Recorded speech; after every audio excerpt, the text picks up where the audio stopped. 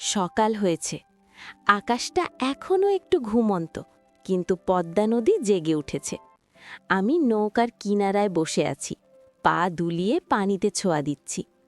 পানিটা ঠান্ডা কিন্তু মিষ্টি। সোনালি রোদ পড়ে পানিতে ঝিকমিক করছে, যেন হাজারটা ছোট ছোট তারা নাচছে। দূরে ধানক্ষেতগুলো সবুজ কার্পেটের মতো ছড়িয়ে আছে। বাতাসে ধানের ফুলের গন্ধ ভেসে আসছে, মিশে গেছে কোথাও থেকে আসা কলার ফুলের মিষ্টি সুবাসে।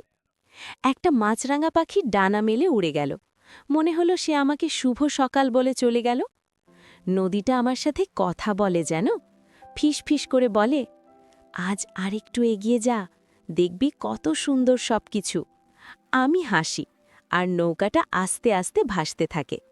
দূরে গ্রামের ছোট ছোট ঘরগুলো দেখা যাচ্ছে। ধোঁয়া উঠছে চুলা থেকে, কেউ রুটি বানাচ্ছে। একটা ছেলে গরু নিয়ে যাচ্ছে মাঠে। সব কিছু এত শান্ত, এত মায়াবী। আমার মনে হয় এই পৃথিবীটা আমার জন্যই তৈরি হয়েছে, শুধু এই মুহূর্তের জন্য। পদ্মা, ধন্যবাদ তোমাকে।